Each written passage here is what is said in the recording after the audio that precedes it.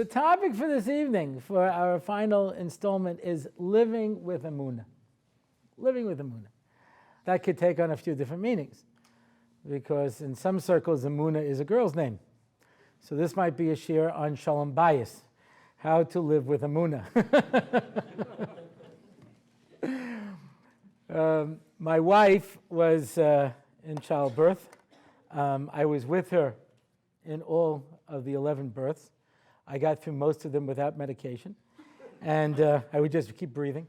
But there was one that was very strange. She was in the middle of transition, and the contraction stopped, and she said, "I have to tell you a joke." And me and the midwife look at each other because she's like pushing already, the birth. She says, this woman was in childbirth, and she started screaming, "Geula, Geula." And everyone thought, wow, what a religious woman, all this pain she's going through, and all she wants is a geula. And she's screaming, "Geula, Geula." And finally the midwife walks in and goes, "Geula, I was calling you for half an hour, where were you?" So yeah, then she started having the final pushing, and the baby was born. But anyway, so living with Emunah. So let's understand what this means. Emunah is an amazing thing. And there are levels to Emunah, and I want to try to address it this evening, because when we talk about Emunah, Moshe Rabbeinu, who was a Navi like no one else, who was able to talk to HaKadosh Baruch Hu peh el peh, where you were able to have, so to speak, a conversation. Nevi'im didn't have this.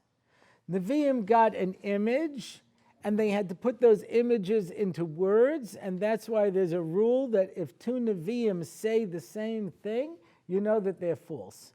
Because every Navi gets the picture, and he has to figure out how to express it. This is according to one of the Mefarshim, why it's called the Kedat Yitzchak, where it's called the test of Yitzchak, because really it was the test of Avraham. Avraham had to sacrifice his son. But Yitzchak had to hope that Avraham got it right. Avraham got it, you read the Chumash, Hashem comes, Kach noas bincha yichidcha, Hashem ahavta, take your son up, He didn't get any words, he got a picture. And he's taking Yitzchak up. And he says, God wants me to shech you and bring you as a korban. He says, you sure, Dad? Because if you interpreted this wrong, I'm the only Jewish kid in the whole world, And Avram was like, yeah, take you up the mountain and kill you. Okay, you sure? Yeah. By the way, that's not as easy as it sounds, My son, who's now in his 30s, we were driving once, and he said, where are we going? I said, it's the darndest thing. Kadosh Baruch Hu came to me yesterday. He says to me, Abba, don't joke. I said, no, get the knife in the back. It's not as easy as it sounds. But you get an image. Moshe Rabbeinu got words. Hashem spoke to him in words. And after he did the chait where he hit the rock, Hashem says to him, Lama lo ha'emantim bi. Why didn't you believe in me? What do you mean believe in me? Moshe didn't believe in Hashem, and Hashem is talking to him peh el peh, telling him you don't have Emunah?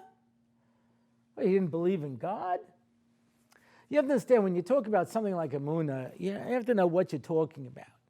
It's a very, very difficult concept. You have to really, really work at it, I ran NCSY in Long Island for 9 years, and it was not unusual that I would meet a teenager, 14, 15 years old, and he'd say to me, I'm an atheist. Atheist. I know that there is no God. You understand? I know that. So I'd say, that's interesting. Did you ever study Greek philosophy? Plato and Aristotle? No. Medieval philosophy? Thomas Aquinas, Utopia, any, no. Modern philosophy? Hegel, Heidegger, Nietzsche? No. Lahavdil, did you ever say Jewish philosophy? The Rambam? Yehuda Levi? No. Did you ever study Talmud? No. Did you ever read the Bible? What do you mean, the whole thing? One guy said to me, I got the monarch notes on the Old Testament. You know what I'm saying? I said, then you'll forgive me. You're not an atheist. You're an idiot. You know? Where'd you develop your theology? On the school bus one day looking out the window? Is there a God? Nope. In fact, I'm positive. I said, you're not the first person to ask the question. There is some evidence out there. Why don't you look at the evidence and try to examine it? That person doesn't have Emunah issues. You understand? They've never looked at it. They've never examined it. You know? And unfortunately, a lot of people, they go into a panic. Oh no. I have a mashgiach. Call me up from yeshiva. I have a bocher. He has Emunah issues. I said, really? He says, yeah, he doesn't know if there's an Eibishter. He doesn't know if he gave the Torah. I said, let me ask you a question. This kid doesn't get up in the morning? Yes. He's not successful in his learning? Yes. He hangs out at night? I said, yes. I said, he has problems, but they're not philosophical. Tell me he gets up in the morning, he learns a whole day, and then you find him at night in the base medrash with a copy of Spinoza's Ethics. You know what I mean? That's a person with Emunah problems. This is a person who knows that in our community, all you have to do is say, I don't believe in God. And everyone goes, whoa, Emunah issues. I was speaking once to a group of Beis Yaakov teachers, and they said, how would you deal with this issue? It says, it was a 9th grade class, and one of the rabbis was teaching a class there, and a girl asked a question, whatever the question was. And he said, Kaifrim? We have Kaifrim here? I'm not mechuyev to teach Kaifrim. And he walks out the door, Kaifrim! He says, what would you think of that? I said, that's pretty good if a 9th grader can be a kaifer. You know what I mean? You know how much you have to know to be a kaifer? Because a person asks a question, and a lot of people get nervous at questions. It was in Yerushalayim, 8th grader asked a question. Okay, you like the question, don't like the question, They were learning about how Moshe Rabbeinu killed the Egyptian by saying the Shem Mafarish, and he killed him. So this girl asked, how could Moshe Rabbeinu kill somebody? He says, well, he was a Russia, and he looked with Ruach HaKodesh, But he says, but still isn't killing somebody a bad thing? I mean, okay, the guy was a Russia, but somebody else could have done it. Isn't it a bad thing to kill somebody? So the teacher said, girls, close your chumashim. We cannot continue to learn because of the Ruach HaTumah in the room from that question. Everyone take out your Tehillim. We're going to say Tehillim for the rest of the class. Now, luckily, this girl's father had his head screwed on straight, and they came home and they all laughed about it, But it's the kind of thing that can really shake somebody up, So when we talk about Emunah, we're not talking about Emunah where, where a person says, oh, I don't believe because I just don't know. Neither are we talking about a level of Emunah that is based on nothing. There are people who say they have Emunah, but they don't have Emunah, right? They just were told that there's a God and they accept it without thinking about it. So people say, isn't that Emunah Pshuta? No. I'll tell you what Emunah Pshuta is. I once heard Mati Berger give a beautiful example of what's called Emunah Pshuta. How do you know that you exist? Maybe you don't exist. Maybe you're a figment of somebody else's imagination, right? And you're just a bit player in somebody else's dream. Tom Stoppard did a play called Rosencrantz and Guildenstern Are Dead. Rosencrantz and Guildenstern were 2 minor characters in Hamlet, and the joke was we wrote Hamlet over from their perspective. They're obviously just a couple of bit players. They have nothing to do with it. And to make them ki'ilu, they had any kind of importance. That's what made the whole thing funny, right? Rosencrantz and Guildenstern were just 2 minor characters in Hamlet. So maybe you're just a minor player in somebody else's dream or in somebody else's imagination. How do you know you actually exist? This is a very scary concept, by the way. Don't think about it too much. You know what I mean? So there is a philosophical proof for this. The French philosopher Descartes said the following: I think, therefore I am. Right? How do I know I exist? I know that I'm having thoughts. And whoever it is that has these thoughts exists. Yeah? That is a good philosophical argument. If you wake up in the morning and you say, oh my gosh, I don't know if I want to get out of bed. Wait a second. Maybe I don't exist. Then I don't have to get up. Oh no, taka, I think therefore I am. Oh, that's right. Yeah. If you need that to get out of bed in the morning, there's something seriously wrong with you. How do you know you exist? I know I exist because I know I exist. That's the bottom line. I'm sure of my own existence. You can play a game with me. When I used to teach in Or Sameach, Rabbi Dr. David Gottlieb was on staff there, and he was the head of the philosophy department at Johns Hopkins. And I used to threaten the guys. I said, if you fool around, he's going to prove you don't exist. You know what I mean? And then you won't know what to do with yourself. You know what I mean? But even if you prove to me I don't exist, I know I still exist. Philosophical game. If I need that, what's Emunah Pshuta? Emunah Pshuta is, as much as I know my own existence, that's how I know that a HaKadosh Baruch Hu exists. The Arizal, I don't know exactly the chronology, but I believe he preceded Descartes. And he said, that's the way we know that a HaKadosh Baruch Hu exists, because we know that we exist, and it's an extension of our own existence. And that's why HaKadosh Baruch Hu introduces himself to the world with the word Anochi, I am. Just as you know you exist, you know I exist. So if you know HaKadosh Baruch Hu exists, like you know you exist, then there's not a problem. But there are people who don't know that HaKadosh Baruch Hu exists. They were told. Or as more than one from person said to me, I know God exists, I just don't believe it. Intellectually, I know that it's true. I can't prove it intellectually. I just always heard that it was true. I was once invited to speak at a seminary on the topic of how to answer basic questions in Judaism. And one girl said, you shouldn't answer questions because that will take away from your Emunah Pshuta. I said, you're defining Emunah Pshuta as believing in something without any logic or sense? She said, yes. I said, then you will never have the level of Emunah of a Mormon.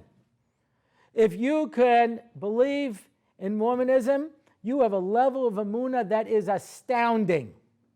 I had studied this on my own, but one time I was staying in a Marriott. In the Marriott, they actually put in a Book of the Mormons, and I had to read some of it just to see if it was true. So I'll give you a little background to it. Joseph Smith, who had been convicted of fraud for selling phony medical cures on a number of occasions, said that Yoshka came to him. After Yoshka died and was resurrected, he went to upstate New York, where he buried a number of golden plates. And Joseph Smith was led to this mountain. I forgot if it was Utica or Ithaca, it was one of these places in upstate New York. And he dug up the golden plates. And in the Book of the Mormons, a number of family members testify that they felt the plates under a cloth. They weren't allowed to see them. But they felt the plates, so they knew it was real. And Joseph Smith transcribed what was written on the golden plates. That became the Book of the Mormons. And then the angel took the plates away, which is really too bad, because you could imagine that would have been a tremendous piece of evidence. But the angels took it away.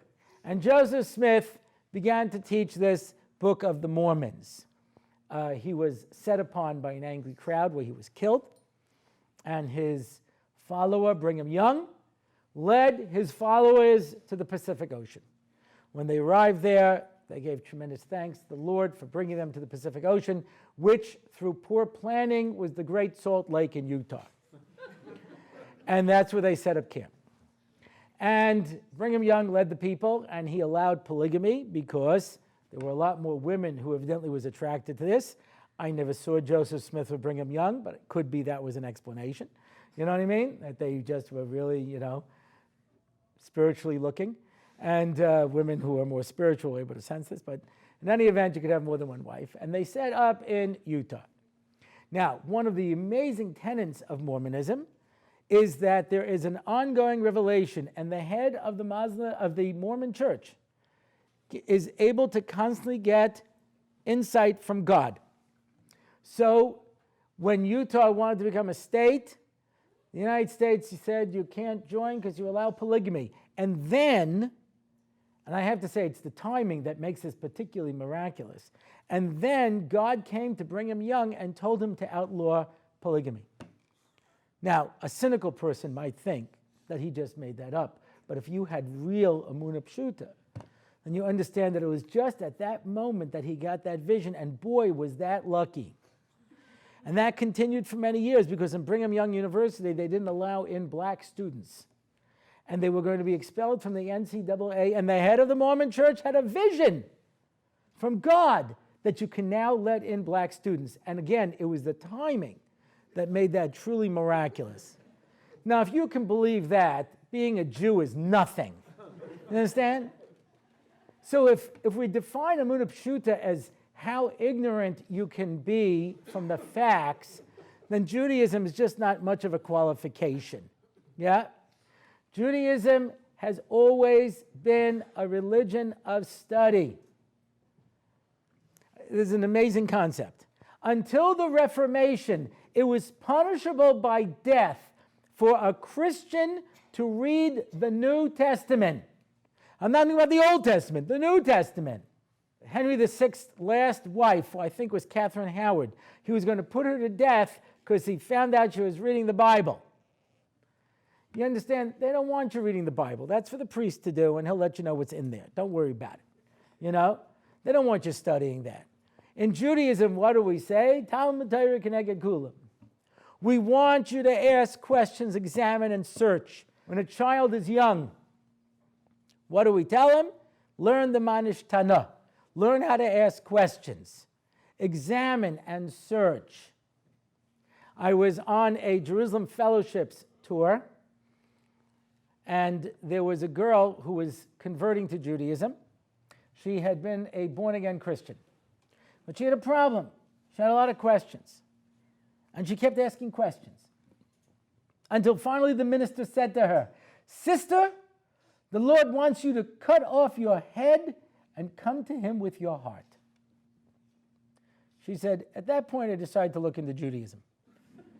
And I found such a different experience. When you ask a rabbi a question, he says, no, ask better. Because you could also ask like this and like this and like this. She's like, right, I didn't want to know all of that. And he says, that's good according to the Rambam, but what do you do with the Ravid? You say like this and like this and like this. I know, but what are you going to do with the, so now the Kesef Mishnah's Kasha. Like this and like that. She's like, okay, really, I don't care that much. You know what I mean? We give much more information. We tell people to ask and to study and to seek, and not just to accept. Usher Wade, when he was thinking of converting, he told the story. He said that he had questions. And he went to one of his higher-ups in the church, and he said, I used to have those questions. He says, what did you do? He said, I prayed until they went away. Come with me. And I start praying. So your questions gone? He says, yeah. He says, then I went to speak to a rabbi. And when you ask a rabbi a question, he almost never goes, Shem Alais, Bivavakim. You know, no. It's a great question. We look at questions. We get excited by questions. You know? The Trumas Hadeshin, one of the last of the Rishonim, he wrote a whole sefer of Shalos and Tshuvas. They weren't real questions. He made up the questions because he wanted to give the answers. You know what I mean? So he made up questions. You know, the idea of being able to ask a question. And why? Because. And how do we know? And do we see? What do we see from this? We see from that. Somebody asked the rabbi once, why do you Jews answer every question with a question? He said, why not? You understand? But it's the kind of thing that we get trained to ask questions, that the way we learn is through asking questions. The Gemara is all asking questions. You examine. The more you ask a question, the easier it is to arrive at the truth. That's a unique Jewish experience. We're not supposed to just believe. We're not supposed to cut off our head. We're supposed to ask and examine. And I have to tell you that if you meet somebody who tells you just believe and don't ask, my advice is seek out somebody else. And if they give you an answer that you don't like, ask somebody else. It's got to make sense. It's got to fit in. As Rabbi Noach Weinberg from Eshet Torah said, we Jews have been accused of everything over the past few thousand years. We worship the devil. We kill children for their blood. We desecrate the host. They take the little cookie they use and torture it. We've been accused of cookie torture. We call it communist. We've been called capitalist. We've been called everything. The only thing no one's ever called us was stupid. And if we've been around for so long, it's not because we just tell people have faith. It's got to make sense. And there's a tremendous amount of emphasis. So when we talk about Emunah, the first level of Emunah is I have to know. I have to know. Is this right or wrong? I mentioned earlier, timing is everything. We were going, our first daughter was in Beis Yaakov High School in Eretz Yisrael, and the day of parent-teachers meeting, she comes home and says, I had a fight with the Yahadus teacher. Timing is everything. So we're like, that's great, so now they're going to throw her out, and what are we going to do with her, you know what I mean? And now the rest of the family can't go to school because one kid gets thrown out, everybody. So we went in there, and the teacher said, let me tell you what happened. And we said, no, I'm sure she's wrong. She'll write you a letter of apology. He says, no, let me tell you what happened. No, I'm sure the Mora is correct. Whatever it is, we'll punish her, we'll beat her, just please, He says, let me tell you the story. I was like, okay. So we were learning about Hanukkah, which is the difference between the Jews and the Greeks is that, the Greeks have to have everything proven to them. The Greeks, it's intellectual. Everything has to make sense. We just believe. Now, unfortunately, she had sat through too many of my classes. This is a problem with my kids. One time we were on an El Al flight when she was a teenager, and this, Yeshiva Bacha asked if he would change seats with her. He was sitting next to these two women, so my daughter agreed to change seats. These two women were Christian missionaries, and they decided to spend the flight trying to convert my daughter. I felt so bad for them, She was bringing them proofs. She was bringing them Makoma. She invited them over for Shabbos. And forget about it, Anyway, so my daughter says to the Yadus teacher, goes, what, we're just naive? We just believe what anybody says? So he says, it says we stood at Har Sinai and we said, Nasim and Nishma. So my daughter said, that wasn't in a vacuum. We saw the Esamakos. We saw Kriyas Yamsuf. We saw the Mun fall. We heard a Kodesh Baruch Hu speak. There was something to base it on. We're not just naive people. And to this teacher's tremendous credit, she said, you're right. I obviously misunderstood this, as unfortunately many people do. We confuse ignorance with Emunah. That's not what Emunah is. Emunah takes a tremendous amount of understanding and depth and intellectual examination. And Avram Avinu, who we read about in this week's parsha, says the Rambam, had a yeshiva in Haran with thousands and tens of thousands of students. How did he get there? Everybody had a little getchka. Everybody had a God. They could show you their God. He had no God, a big, all-powerful, invisible God. Did this God ever speak to you? No. How do you know he exists? Pure logic. Avram Avinu figured it out on his own. You all know the story how he went and he smashed all the idols, right? Doesn't mean he took a hammer and smashed all the idols. It means every idol represented a philosophy. And he followed that entire road down until he realized it was no good, and then he smashed it. For you Harry Potter readers, he put a fiery X on it. Whatever works for you, And he went to the next one, and he went to the next one. And by process of elimination, he arrived at the truth through pure intellectual examination. You know how Yoshka knew he was right? He was the Son of God. You know how Muhammad knew he was right? God came to him in a vision. You know how Paul knew he was right? God came to him in a vision. You know how Avram knew he was right? He proved it to you intellectually. He showed you that it had to be true. That's how Avram arrived at Emunah. He arrived through logic and proof. It has to make sense. And the first part of Emunah is not that I just believe because people believe. Yeah? We call that anoshimi lemudai. We call that habit. We call that rote.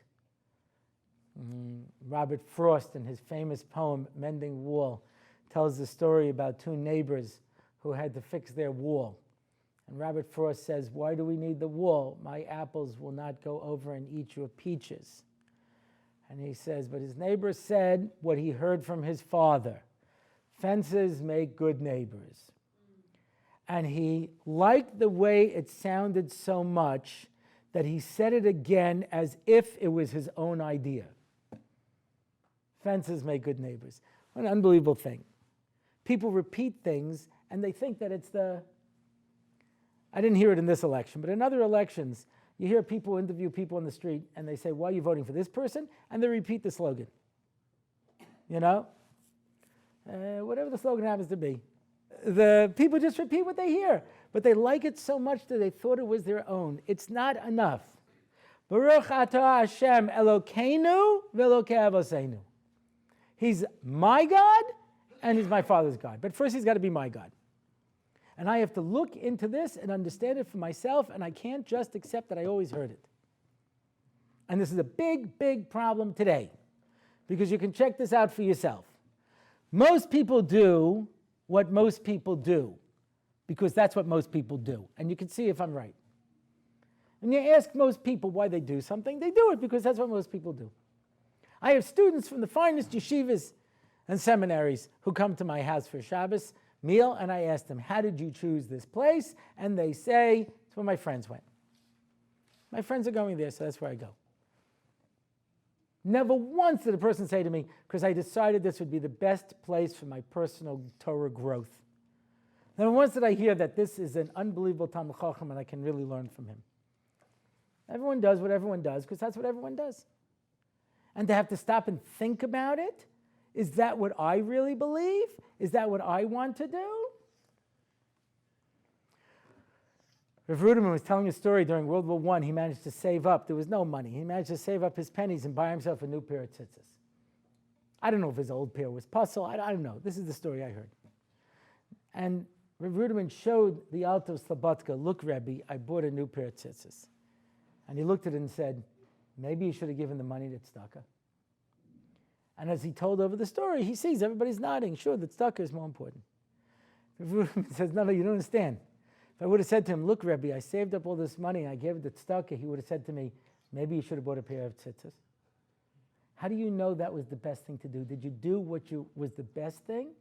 Or did you do what you felt was emotionally moving to you? Sometimes when I would give a Gemara shir and I'd give an answer, a guy says, I don't like that. I said, do you have a kasha on it, or do you find it emotionally unfulfilling? I find it emotionally unfulfilling. I said, then go see a therapist. It's not my problem. I'm not here to make you happy. If you tell me I have an intellectual problem with it, we could discuss it, but I'm not here to entertain you. I don't like that answer. Got another one? You know? If you tell me there's a problem with it, then I'll examine the problem with it, but otherwise. Then at the end of the day, this was something Rav Noach always used to say, says, be a judge and not a lawyer. A lawyer is there to argue. You can argue anything. The question is not, can you argue? The question is, does it make sense? Yeah?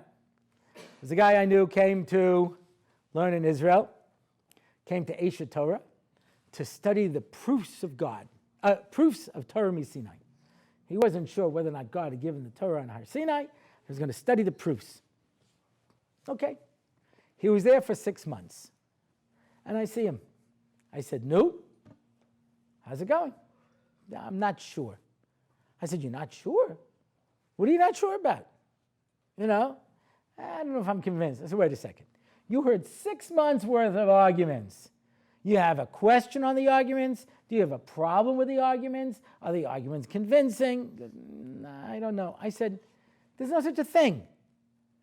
The jury can't listen to the evidence after, 3 months of a trial and then get up and say, I don't know. Maybe he did it, maybe he didn't. Well, is there anything else you want to know about the evidence? No, an old Jewish joke about these 12 Jews who would choose for a jury. And after deliberating, they get up and say, we decided we don't want to get involved. If you have a problem with the evidence, ask the question. Yeah? So when he was all done, I said, look, I'll tell you why you're not convinced. Because this was never your question. Nobody really cares if Hashem gave the Torah in Har Sinai. You think anybody lies awake at night, tossing and turning? Did it happen? Did it not happen? No. He says, your problem is that you're not happy. He says to me, you're right, I'm not happy. I said, that's what you should be addressing. You mean I just wasted 6 months of my life? I said, yes. He says, why didn't you tell me that at the beginning? I said, because you went to listen to me. So you were so sure you had a philosophical question. Emunah means I have to be intellectually honest and examine the evidence and see what's there. Rabbi Wasserman writes, the mitzvah, one of the mitzvahs, the Shev mitzvah b'nei Noach, is to accept God. Which means, he says, that a 13-year-old non-Jewish student can figure out intellectually that God exists. He has the evidence, he has the ability, and he can figure it out intellectually. That's the ability that we have. So that part of Emunah is relatively easy. You sit down, you look at the evidence, you read it through, and you see whether or not it's true or not. Yeah? Not everybody will arrive at that conclusion. Rav Dessler asks, the Greeks were so intellectual. How could they not figure out that there was a God? The Rambam says that Aristotle was on the level that he could have had Nevuah. How could he not figure out that there was a God? He says, because if you don't believe in God, you have your whole life ahead of you. It says a judge who accepts a bribe can no longer decide a case. And the Gemara Ksuvah says about this guy who was judging a case for his sharecropper. His sharecropper used to come every Friday and bring him a basket of fruit. That was the deal. And he kept everything else. So the courts meet on Monday and Thursday. So the sharecropper has to schlep into town for the court case. So he says, Rabbi, by the way, I brought you your basket of fruit. He says, Oive, I have to disqualify myself from the case. He says, why? He says, I've just accepted a bribe. He says, what do you mean a bribe? It's your fruit. He says, I know, but I got it a day early. He says, you got it a day early because it was convenient for me. Otherwise, I'd have to schlep in for another day. So it doesn't make a difference. I excused myself from the case. And he sat outside the window and listened to the case, and he found as he was hearing the arguments, he kept thinking to himself, oh, the sharecropper should say this, he should say that, he should say this. And he caught himself and he says, I got my own fruit a day early, and the guy wasn't trying to bribe me. And look how it colored my understanding. Imagine a person who takes a real bribe. Says Reb Dessler, is there any greater bribe than saying if you don't believe in God, you can do anything that you want? Shia Cohen tells the story that he was on a plane, and this woman says to him, you're a Jew. He says, yes, I am. What gave it away? Yeah. Oh, the Pope wears a white one. Yeah. She says, you know the Jews are the chosen people. It says so in the Bible. He said, that's right. He says, God gave the Bible to the Jews on Mount Sinai. He said, that's right. He said, how come every time I meet a Jew, they don't believe that? All of us Christians believe it. And he said, I'll tell you why. If you believe it, you can still eat ham, you can eat shrimp, you can do whatever you want on Saturday. You understand? It doesn't limit you. If we believe it, it comes with a whole set of commandments. And I'm not sure if I'm convinced. That's the bribe. But if a person can be intellectually honest and examine it, says Rabbi Wasserman, a 13-year-old non-Jewish boy could come to the same conclusion. Yeah? So they tell a story where Rashach came to the Brisker Rav. And he says, I don't understand. Emunah? Any intelligent person can figure out there's a God, and he gave the Torah. What's the big deal of Emunah? And the Brisker Rav says, you're right. Emunah starts when it doesn't make any sense. And things don't always make sense. I have a friend, a neighbor, Rabbi Shadmi, and he was chavrusas with Reb Baruch Orbach, Reb Shlomo Zalman's son. And his daughter got married, and in the week of Sheva Brachos, he was walking through a crosswalk, and an Egged bus killed him. and all of Rosh Zalman was no longer alive, but all of his children were sitting Shiva. And the Rashiva of Eitz Chaim comes in to pay a Shiva call. Old man, walking with a cane. And all the brothers who've just lost a brother so tragically are wondering, what is he going to say? And he sat there quietly for a few minutes. And then he said, "Nu, about 6,000 Jahr, der Eibishter für die Welt." And he left. And they were all sitting there shaking their head. What does that mean? About 6,000 years, God runs the world. Yeah? In case you haven't figured it out by now, Yiddish is just English with a bad accent. About 6,000 Jahr, der Eibishter für die Welt. Yeah? It's not that hard. In case you don't know Yiddish, just talk English with an accent. You're probably right half of the time, you know. Du willst a glass of milk? Ja, ich willst a glass of milk. For was die willst a glass of milk? Ich weiß for was willst a glass of milk. Yeah? It's really not that hard, you know. I don't speak Yiddish. It was my parents' secret language. They would always speak Yiddish when they didn't want me to know what was going on. And they'd be like, so we went to day school, we learned Hebrew. That became our secret language. We talked about how they're behind back. What did you say? Nothing did. You know, so you listen for clues. My oldest brother was the Greise.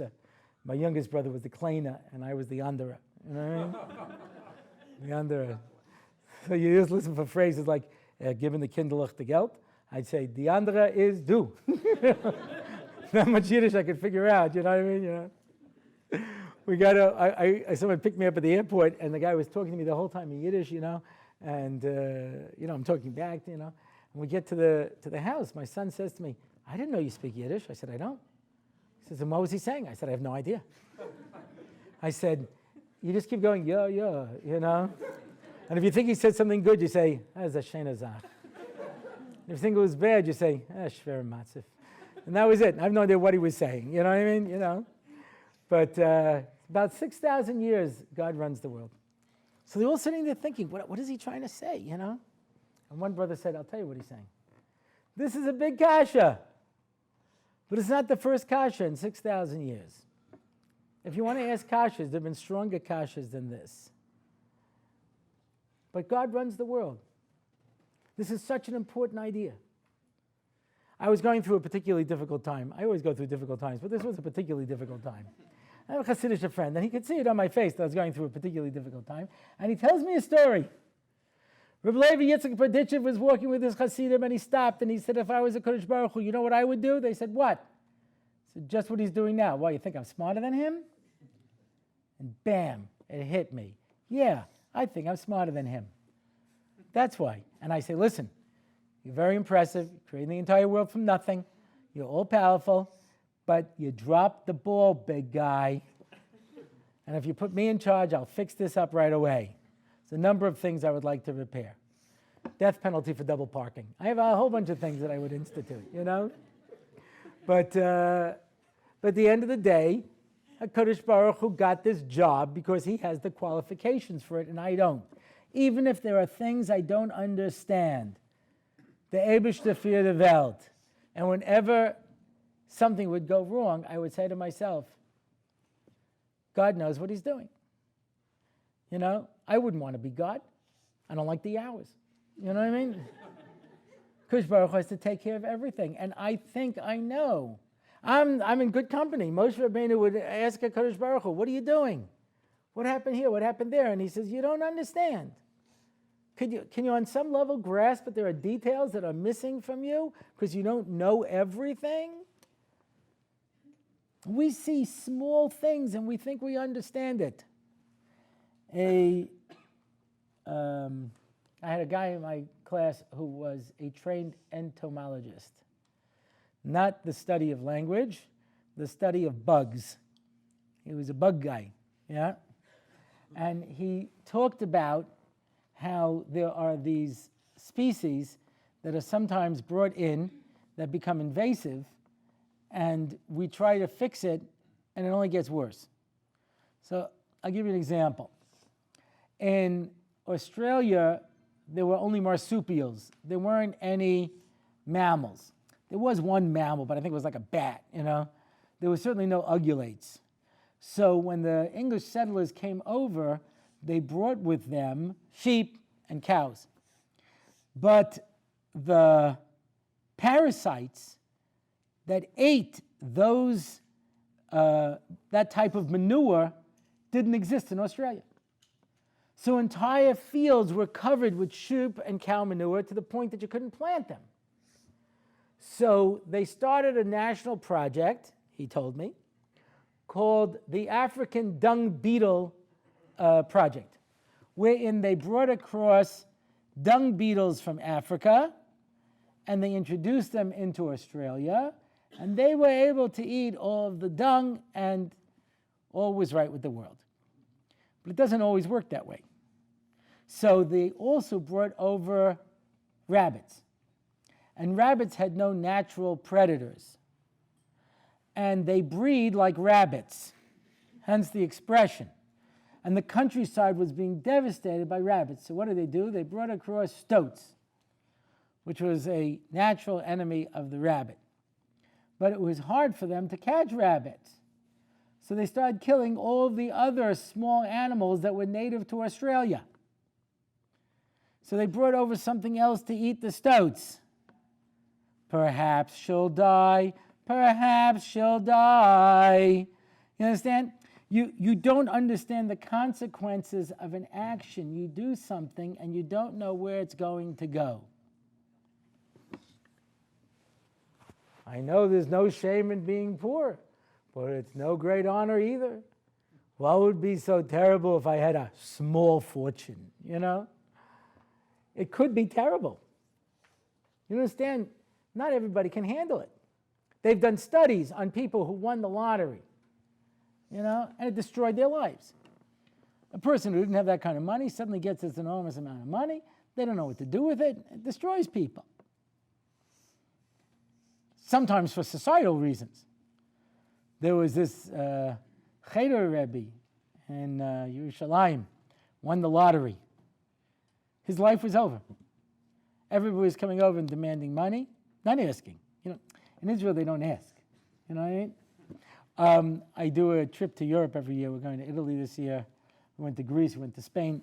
And somebody pointed out, if you watch the beggars in these countries, they put down a cloth, they bend down on their knees and lean forward with their hands extended.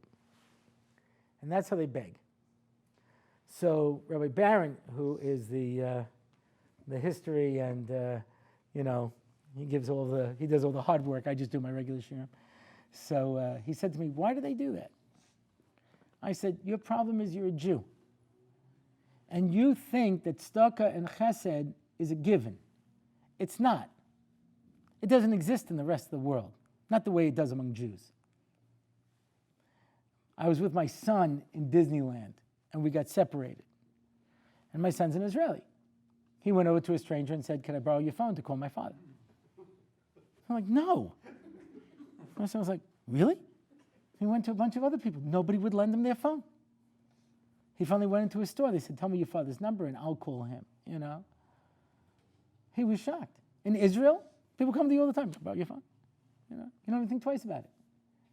So when a person in Israel comes over and asks you for money, says, Magia li, you know, it's coming to me. You're a Jew. You're mechuyev to give tzedakah. I happen to be an ani. I'm making it lucky to you. I'm coming right to you. You understand? You don't have to go looking for me. I make house calls. Every place else, I should give you money. I should give you tzedakah. You know, so if I make myself so lowly, so poor, so miserable, then maybe you'll give me something, you know? But not because I deserve it, not because it's coming to me, not because I should expect it from you, right? So here, a guy wins the lottery, and, you know, in Israel, they don't come and ask you for money, they demand it. You know, so the cheder where his kids were going, saying, if you don't give us the Maisa money, we're throwing your kids out. People were knocking on his door all hours of the day and night, and whatever he gave him, it's like, not enough. He eventually had to move to America, you know. A person can win the lottery, a person can get tremendous wealth, and it might not be good for them. I personally have been spending a lifetime perfecting myself. I think I'm finally ready. My son says I'll never win. When the Powerball was $640 million, I bought a ticket, and he says to me, Abba, you'll never win. I said, why? He goes, what would you do with the money? Like, you buy houses, you buy apartments for everybody, you buy cars for everybody. Now what? What are you going to do? You're going on vacation, take everybody to a hotel. Okay, now what? $640 million, what would you do with it? I don't know, I'll think of something. Give me a little time. I'll fix up my apartment. How about that? He says, you see, you won't even buy yourself a new one. You'll fix up your apartment. That's as big as you can imagine, But we think, Kadosh Baruch Hu, he dropped the ball. He doesn't know what he's doing. You see things come together. Boaz was 400 years old. And Rus was a Moabitess. And nobody wanted to marry her because everyone knew you're not supposed to marry from Moab. And he said, I have a Masorah. Moavi velo Moavis. It only applies to the men and not to the women. And I'll marry her. He was the Gadol Ador. He married her. The next day he died. Everyone said, whoops. I guess he got it wrong. It was just the opposite. Kadosh Baruch Hu kept him alive for 400 years so that he'll give birth to David and Melech and Mashiach. But you don't know because you're looking at part of the information. You don't have all the information. You don't have the whole story. One of my daughters was having trouble getting into high school. And all kinds of terrible things took place for no good reason, and things were really bad. And she wasn't sure where she was going to go, what was going to happen. And she said to me, Abba, what does HaKadosh Baruch Hu want from me? And I said, when it's all over, I'll tell you. But I don't know yet. When it was all over, I was able to see the hashkach. It was so clear. I don't know how I missed it. And everything was so clear. She ended up getting into a better high school than the one she wanted to get to, and she only got in because the assistant principal and her teacher and the the high school placement people all went down together to demand that they take my daughter and the whole thing. She said, but why couldn't I just get on my own? I said, do you know what a covet it was for you that all of these people went down and stood up for you? How many people get that kind of attention? It was unbelievable. And she was very successful, but she went through a very difficult time. And she asked me when it was happening, why is this happening? I can't tell you why it's happening. That's not me, by the way. The Gemara says, Moshe Rabbeinu says to HaKadosh Baruch Hu, I want to see you. He says, well, you can't see my front, you'll see my back. Oh, that's much more helpful. HaKadosh Baruch Hu doesn't have a front, he has a back. And HaKadosh Baruch Hu passes by and he shows him his back. Says the Gemara in Brachos, he showed him the knot of his tefillin. God has a very, very big pair of tefillin, and then he showed him the knot in the back. What does that mean? He said, God, I want to understand you. I want to know why things are happening. And he says, you won't know when things are happening. When it's over, you can look back and understand it. And that's why he showed him the knot in the tefillin, because if you see somebody wearing tefillin, you see two straps hanging in the front, but you don't know where it comes from. And it's only if you can see the knot in the back that you understand the source. The knot is where everything comes from. Right? La'aged is to tie together. Knot is where everything comes together. So you don't always see the source. You don't know what's happening when it's happening. Said the Brisker Rav, Emunah means when I don't understand what's happening. It's nice if there'll always be a happy ending. It's nice if the good guy always wins and the bad guy gets his just desserts. But it doesn't always work that way. And it says in Pirkei Avos, we don't understand the suffering of tzaddikim or the fact that the Rishayim have it good. There's certain things we don't know because we don't have all the details. We don't see the big picture. And it's only when all of the pieces come together, and I don't mean in a lifetime. Rabbi Yisrael Salanta died anonymously in a small town thinking he had never accomplished anything. He wanted to start this Muslim movement and he thought it never happened. And after he died, then the seeds that he planted took root and flowered. But he didn't see it. And you don't know. I heard once from an Adam Gadol, why is there a tshuva movement? He said it was in Europe when all these kids were going off the derech and all the Yiddish mamalas and all the bubbas were sitting there and crying. You think all those tears went to waste? No.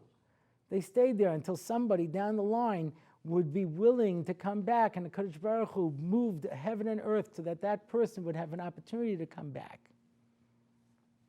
from out of nowhere. You know? Somebody told me there were these two people in the Philippines. They were thinking of converting, and they weren't going to convert Orthodox. And then they heard one of my shiurim, and they decided to.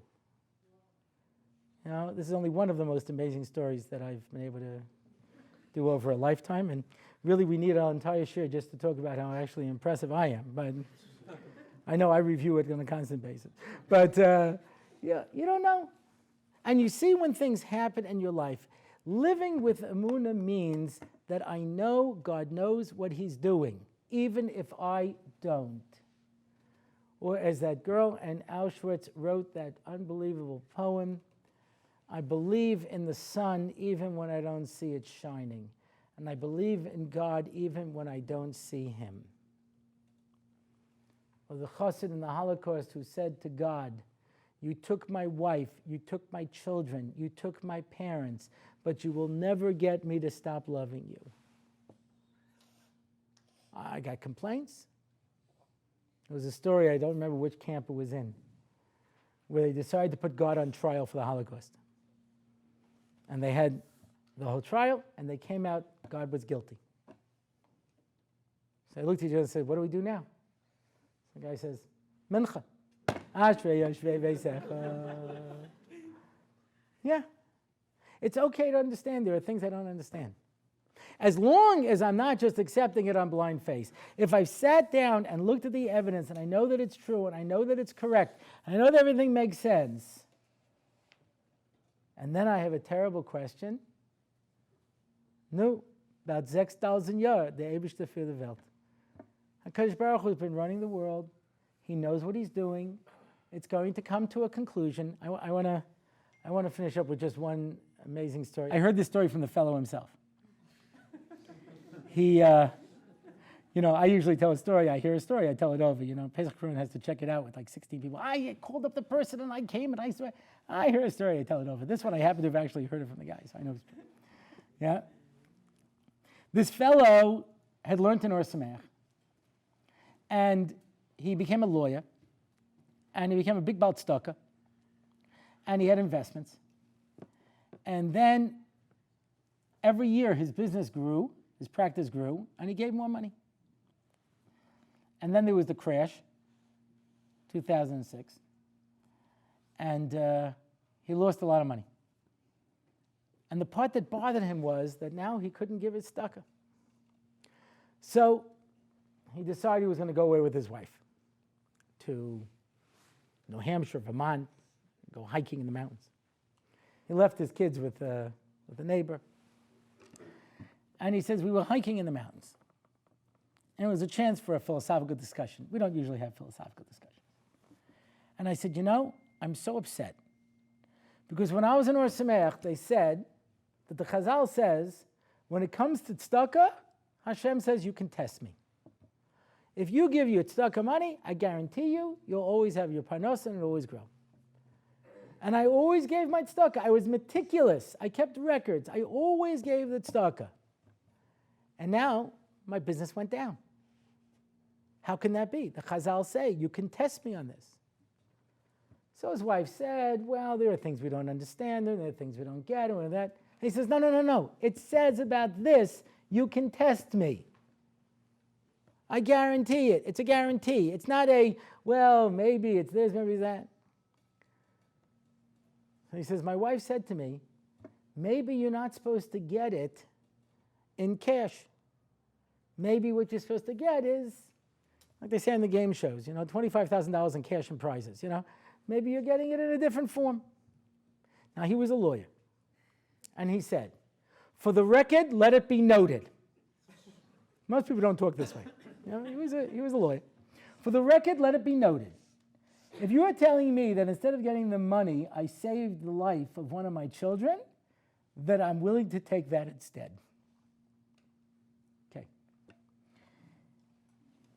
Scene change. The neighbor drove the kids to camp, went inside to take care of some things, and then went to Home Depot, and as he was getting out of the van, saw that the baby was still in the van.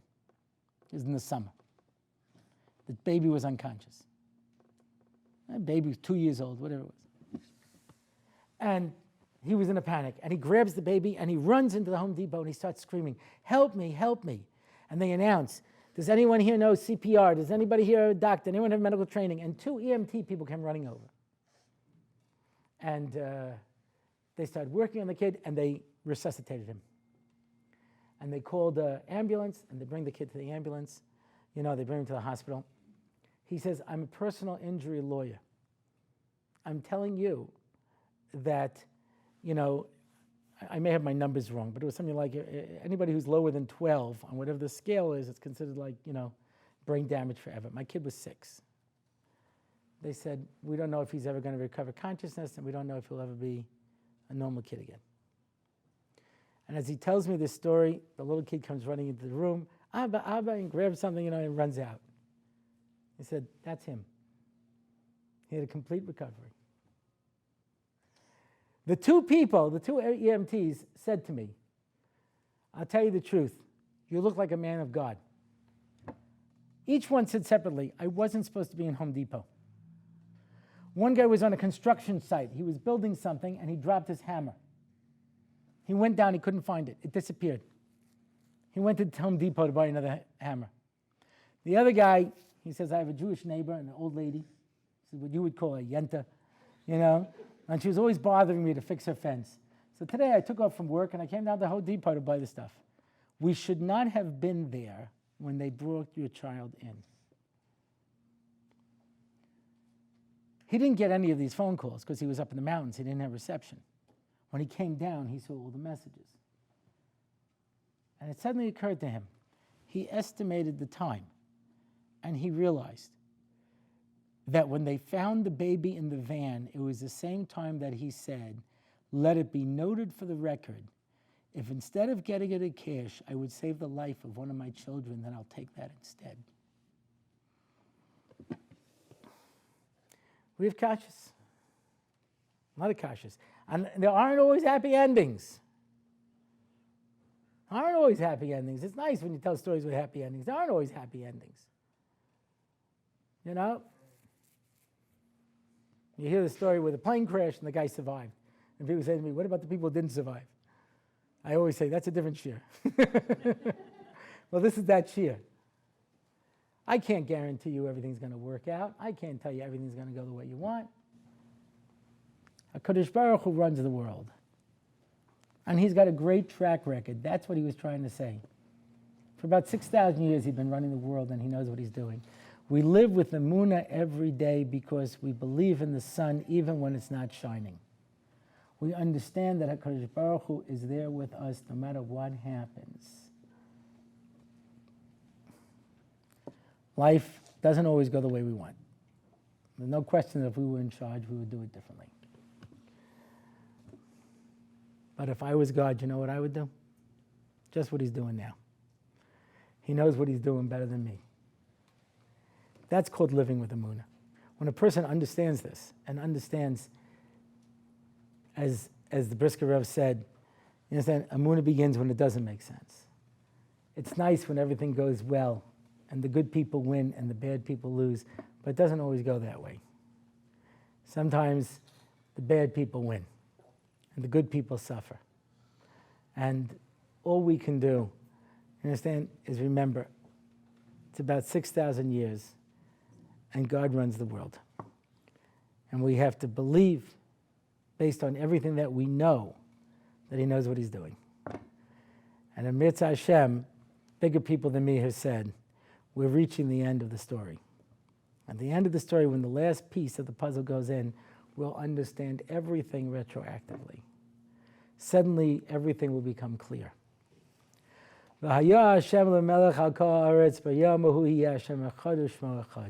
There's going to come a time when everything will be clear, and that day's coming pretty fast. In Mitzvah Hashem, all of us should be zeicha to see it in our days. Thank you very much.